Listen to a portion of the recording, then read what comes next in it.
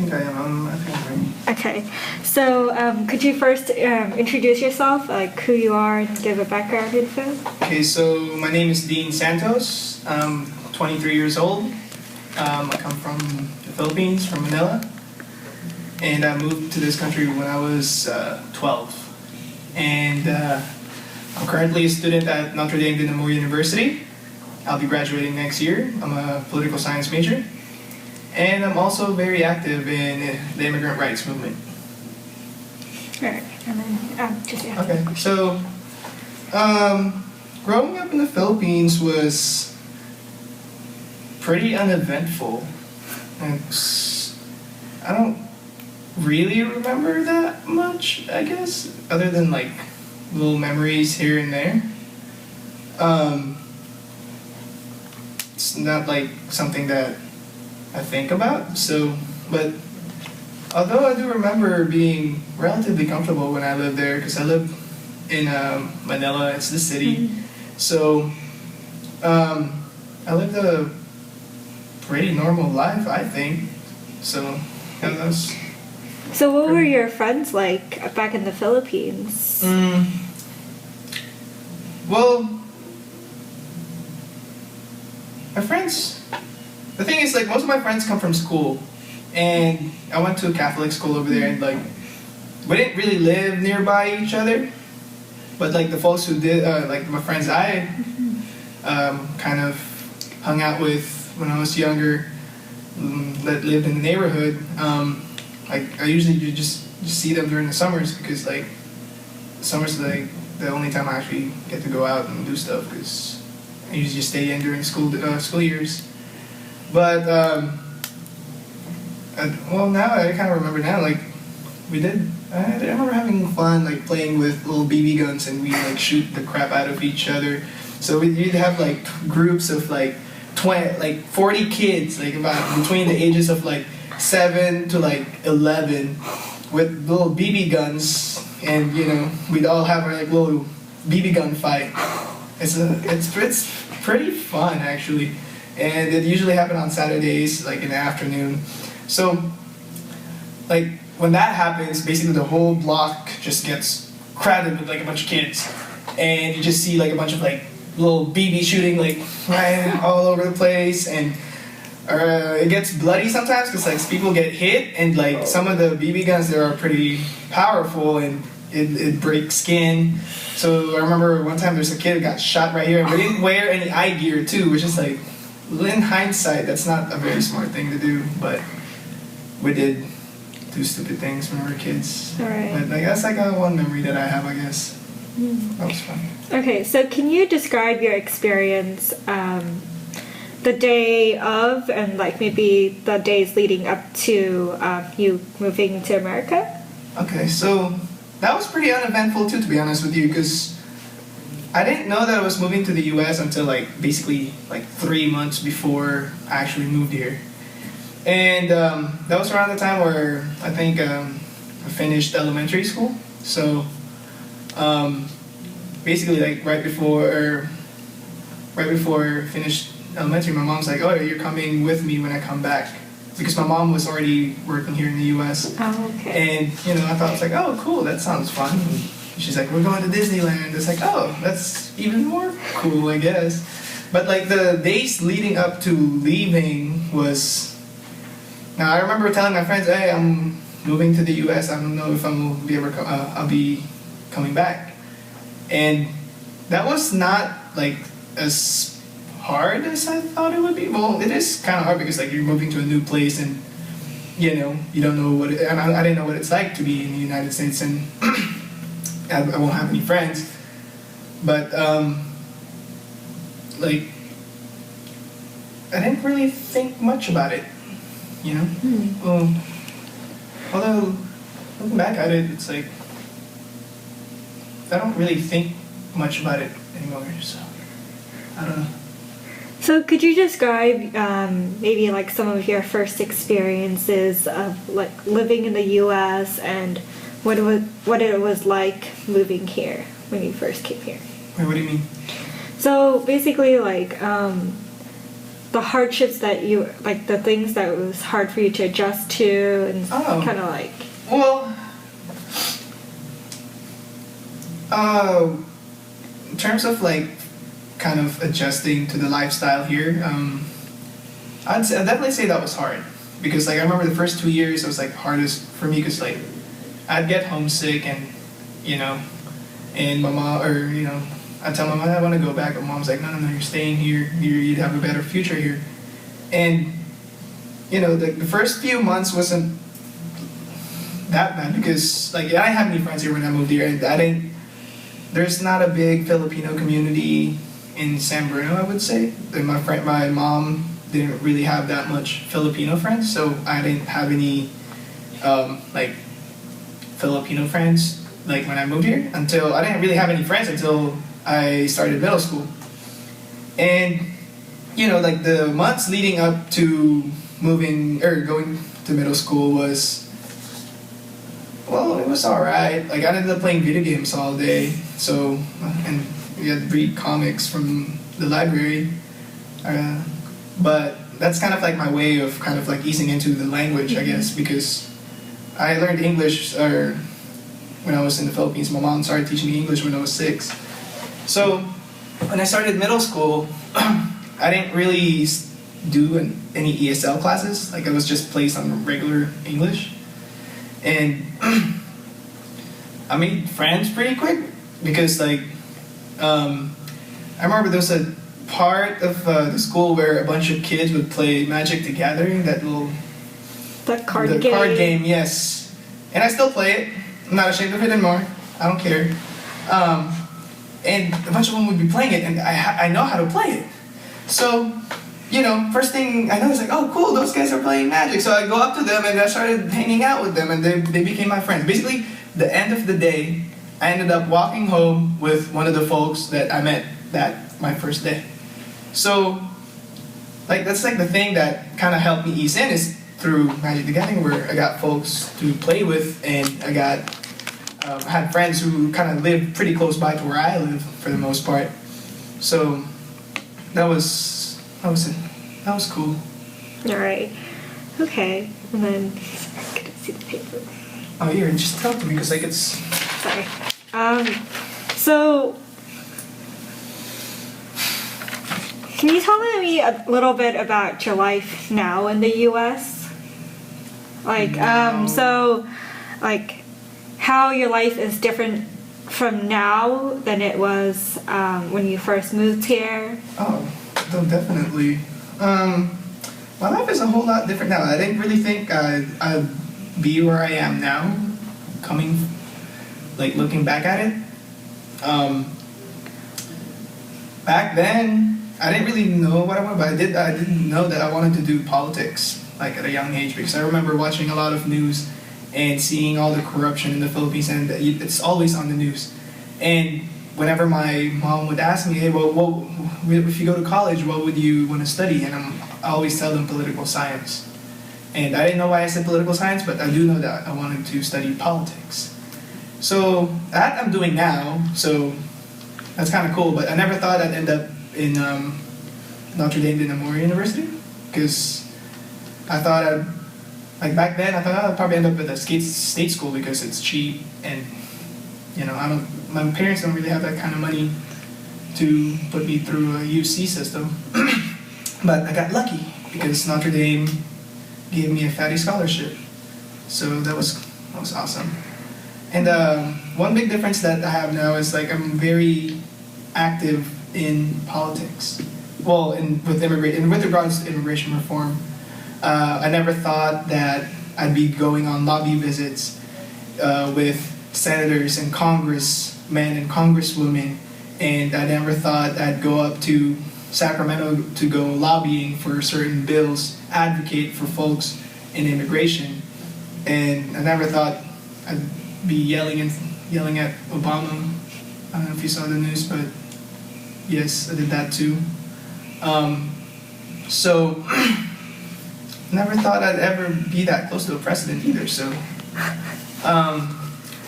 yeah. So if you watch the news, do you remember the heckler that yelled at Obama? I'm the guy next to the guy that heckled at him. So yeah, look it up. So yeah.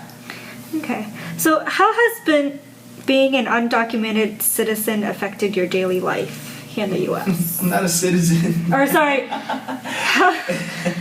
Oh, first up. Yeah, I know what you mean, Yeah. but yes, being undocumented has been tough because I found out from basically like 3 days after I came to this country, my mom basically told me what our immigration status is. Well, she didn't really say it implicitly, but she did say that if somebody asks me a question, that I just tell people that I'm a resident. At the time, it didn't seem such a big deal because, oh, okay, I'll be doing that. And she told me, oh, you'll be telling a white lie, but it's good for you. You're not hurting anybody. So I followed to that. Like whenever my friends ask me, oh, it's like, how'd you get here? It's like, oh, I'm a resident, you know, blah, blah, blah, blah. Basically tell the same thing to my friends and over and over. And nobody really asked questions, so yeah. But it does affect with your mentality because I remember while in high school, that's when it kind of hits me because like I didn't know if I could actually go to college or not, and I was too scared to ask. Like I thought if I asked somebody, I might get deported or something. So I never asked, and I never told any of my friends. So it's like something that I kept within me for the whole time throughout my high school years, throughout my middle school years, and I never told anybody. And it's not something that I talked about. And you kind of just pull it in and repress it, like put it in the back of your head and try not to think about it, but it eats you up from the inside, in a way. And that changed for the most part when I became active, when I started we call it coming out of the shadows. It's kind of taken from the LGBT community, where coming out is seen as a form of empowerment, right? So you kind of like, it's a hard process for me too, because like coming out kind of basically you're not afraid anymore of what others think about your status, that you just come out with it. So you just say I'm undocumented, and our motto is undocumented, unafraid. I'm undocumented, I'm not afraid anymore. I'm going to speak up. It's a form of empowerment. That's how, and start sharing our stories. And that's like one thing that was uncomfortable in the beginning too, was sharing my story. But hearing other undocumented kids share their stories is empowering in itself. Because when you hear somebody speak and talk about their struggles and what they've gone through, you kind of start realizing, that, oh wait, that's me too. That's my story. Your story is the same as mine. And the more, sharing that kind of like makes you realize, like, hey, like I can do this. And that's like kind of how eased into becoming comfortable with who I am. And that's like, it didn't make the struggles go away, but like it made me empowered enough to the point where I know where I stand and I know what I can do within my power to change anything if I can. So were you ever afraid of applying for jobs? No, not really, because I've been working since I was 15, and I've never applied for a job. The jobs always came to me. So my first job was at a local deli where, because I hang out with the local kids and they work at the same deli, and it just, basically the owner just comes up to me and he goes, and it's like the end of my freshman year, and he goes, hey, you wanna come work for me over the summer? And I'm like, oh cool, I wanna do that. Like, it's extra money, right? When you're offered a job, of course you take it, and it's the summer. Like, if you're not, I'm not doing summer school, so might as well make some money. So I did, I accepted it, and at first I was kind of scared that he was gonna ask for like any papers or whatnot, but he never asked for anything, because I think it was just done under the table. So that worked out for me.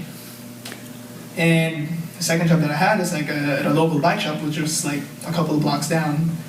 And that one was a little tougher because I hang out at that bike shop a lot, and that was where my friends work too. So I hang out there, and to the point where the manager of the shop kind of realizes, he's like, hey Dean, you're pretty smart. I want you to work here. And you're not like these two other guys, which was my friends. They're dumb as fuck. And I'm like, oh, cool. Like, but I can't work though because I just made up some lie saying that because I was worried about my status, so I had to turn it down. And it got to the point where I hang out there a lot because I'm an avid cyclist and I ride my bike a lot, and they let me use their tools for free, and I fix up my bike there for free, and I also get to work on them, and I just help them out here and there. And the owner just says, well, if you can't work here, how about you just work in certain hours and we'll pay you in parts. It's like a trade, a barter. And to me that felt like a good deal because cycling is my passion and I get free bike parts and bike stuff, and that worked out for me too. So, like finding a job was not really hard for me because I never really applied. And the job that I have now kind of came from the manager that offered me a job. He worked at another company that basically dealt with bike parts. And when he graduated college, he hits me up and he says, hey Dean, I'm leaving this job. Do you want to take my spot? And I'm just like, sure. All right, just give Mary a call. Mary's the vice president, and the head. I called the vice president, and they set up an interview, and we just got the job. I got an interview, and I got the job. Okay. So yeah. So now I know you're a part of Aspire. So could you tell me a little bit about that and how it helps you, and maybe how it could help other undocumented Filipinos? Oh, Aspire. Aspire is a very interesting group. It's Aspire stands for Asian Students Promoting Immigrant Rights Through Education. It's a Pan-Asian undocumented youth group that's started out of San Francisco inside the offices of Asian Law Caucus, which is now called Advancing Justice Asian Caucus, and they're based in Chinatown. And it started out when one of the lawyers at called Asian Law Caucus ALC, the lawyers at ALC started coming across dreamers, undocumented youth who qualify for the DREAM Act, and she started coming across them, and she notices that there's no support system for undocumented Asian Pacific Islander youth, because even though there are campus groups, but they're always dominated by Latinos for the most part. And being Asian, or Pacific Islander, Filipino, what have you, immigration is not talked about in our communities. It's not something that Filipinos just talk about. And if you're undocumented, you don't have any papers, you don't say, oh, I don't have any papers, because it's not well received within the API community. API is Asian Pacific Islander. So it's not like the Latino community where, oh, I'm undocumented, and you're met with sympathy or empathy or whatnot. With the API community, you're usually met with antagonism, and you're pretty much stigmatized for the most part. So it's hard to talk about immigration. So that lawyer creates this safe space. She's like, okay, so why don't we get all of these undocumented people that I'm coming across with, put them all together in one room, have them talk about their struggles, become a support group, and teach them how to organize themselves. And from there, Aspire grew into an organization that advocates for immigrant rights and policies that affect immigration, and just started growing from there. So what's the second part of your question? So how has it helped you build your community, and how can it help maybe other undocumented Filipinos? Okay. So it helped. It helped the community. No, how did it help you? Oh, how did it help me? Okay, it helped me by helping me become more. It helped me by helping me become more comfortable about myself, because being a Filipino with no papers, you just get a lot of self-loathing. You're just like, oh, why did this happen to me? I hate my parents for getting me into this situation, which is a dangerous kind of thinking, because my parents sacrificed a lot for me. I shouldn't be demonizing them for their sacrifices.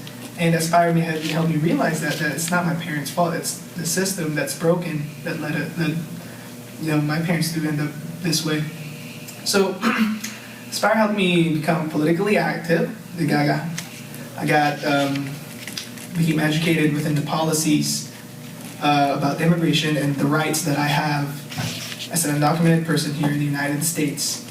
and it helped me come out of the shadows, so to say, and it helped me become who I am now. Because if I didn't find Aspire, I wouldn't be where I am now. And what we try to do is to get other undocumented people out of the shadows, or at least, not out of the shadows per se, but at least give them a support group. Because for the most part, most of the new members that we get, they're always just like, they're so gloomy. You know, and that was me at one point too, because at the point, you know, you're just like, oh, it's like I don't have any papers, I can't do anything. I can't get, you know, you just think you can't do anything. You feel like you're trapped. And when you find other undocumented people who's doing all these fantastic things, like I remember the first time I met other undocumented people, it was at Berkeley, and they're all at Berkeley, and they all have freaking full rides, and I'm like, how the hell did they do that, right?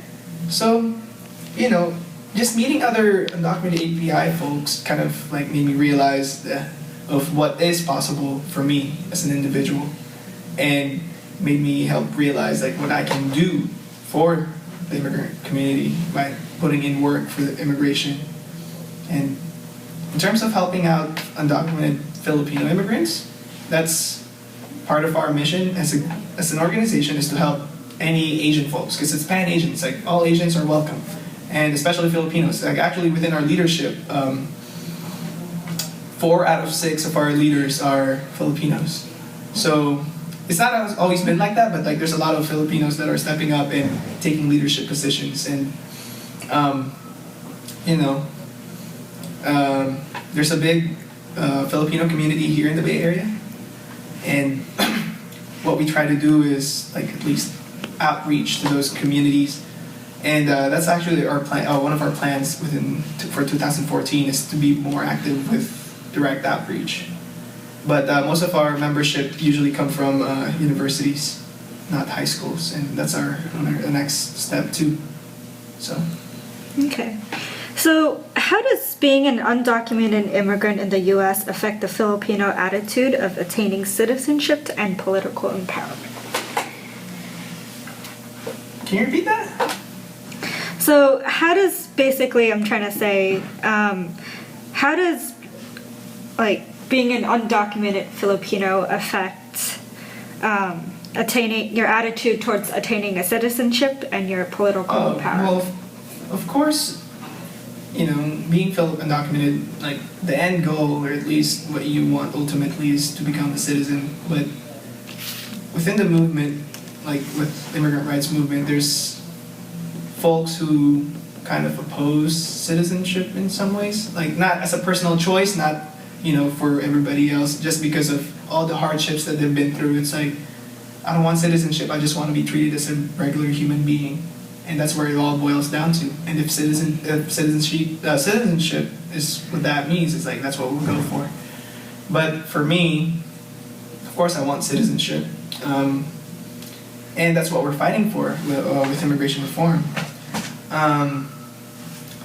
In terms of political empowerment, there's a lot of benefits that comes with becoming a citizenship, and primarily that is the power of voting. And here in the United States, the largest growing immigrant group is the Asian Pacific Islander community. And that's mostly coming from South Asia, which is primarily India. And if Asian Pacific Islanders can come together and, you know, basically, what do you call it, like, use that voting power, because that's what the Latinos are doing now, is they're, you know, stretching that muscle of voting, and that's how California turned from a red state into a blue state. From basically 1994, you got this anti-immigrant Prop 187 that targeted Latinos. What did that do? It forced folks that were legalized from 1986 reform. There's like a big amnesty. The folks, they weren't even planning on becoming citizens, but because they were under threat, a lot of folks mobilized to get those guys citizenships. And when they did, squeeze that muscle, you like flex that muscle, and California turned blue. So it's only a matter of time, like where Asians become like a powerful voting bloc, and it's not just necessarily Filipinos. It's just like all folks from Asia, for the most part. And voting is powerful. It can change things. Look at how it has changed California, and it will change Texas. Mark my words, it will change Texas. Texas will turn blue in the next 20 years or so. So, and it's all flexing that voting power, and yeah. So now I know that you've told me before that you were about to be deported and were held in Arizona or something like that. And so my question is that, so after having that experience of the government wanting to deport you, how has that changed your attitude towards attaining citizenship? Well, it hasn't changed anything about attaining citizenship, but what it does made me experiencing that process of going through deportation proceedings plus being detained and getting wrapped up and getting sent to Florence, Arizona to an immigration prison. It's a federal prison that's like in the middle of nowhere. That was a traumatic experience, and it's a very painful experience. Very you just get this like sense of fear and uncertainty, and you don't know what to do. And there were a lot of folks that I met, that were fighting their cases. And I was fighting my case, to be able to stay here. And there's a lot of folks who are fighting their cases to be with their daughters and their sons and their family, right? And that made me realize of what deportations really do. It separates families. And going through the whole system made me realize of how broken the laws are, right? Because that's where it all boils down to. Because you have this it all boils down to like when someone gets in contact with the police, right? So let's say there's a domestic dispute, right? One person, let's say the victim was undocumented, but when police comes, they get called in. Oh, there's this couple fighting. They go in, they arrest both of them because they don't know who started it. Both of them gets fingerprinted. That fingerprinting program is called Secure Communities, SCOM, and what it does is when somebody, that fingerprint is taken, that's sent to ICE, Immigration and Customs Enforcement, and Immigration basically says, okay, hold this person for 2 days, and we'll come pick them up. So that's where the broken part is, because like the folks that get caught into this system are usually folks with either no criminal records or have low or minor offenses, right? So even though that fingerprinting system is it's called Secure Communities because it's meant to target folks with violent or serious felonies, 2/3 of the folks that get caught in it have either no convictions or have low-level crimes, right? So with all these record deportations that you have, it's mostly folks with families too. But the recent report from Immigration and Customs Enforcement, the government has deported parents of, I think the latest number was 205,000 U.S. citizen kids will grow up without a parent. So, yeah. All right. So now, reflecting upon the time that you moved, your time in the Philippines and your time here, what would you have done differently? I don't think I would have changed anything. I don't think, because when we moved here, of course, preferably I'd like to come here legally, but I don't think my parents have the means to do so. So, I don't think I'll change that. The experiences that I got, all the suffering that I went through, all the struggles that I've gone through, I think it's helped me, shape me for who I am now. And I don't think I'll trade that for anything. Because I'm pretty happy for where I am at now, so I'm not changing anything. Everything's been pretty good so far. Although, I guess the one thing I'd change is I should have gotten better grades in high school. That's about it. Everyone wishes that. That's it. But other than that, like that's the only thing I'll do. But that's not. I don't think that kind of goes along with like moving here and all of that. But So, would you say that you feel like you're living a better life here now than you were back in the Philippines? well, of course, because I feel like I've gotten a very good education here. I've gotten a lot of great teachers. I had really good friends. I've had a really good community that supports me. Basically, I wouldn't be here right now if the people from where I'm from, San Bruno, would have not supported me, or if the shout out to the social science department of Skyline College. Without them, I wouldn't be here. So, you know, yeah. Okay. Thank you for your time. All right, that's not too bad.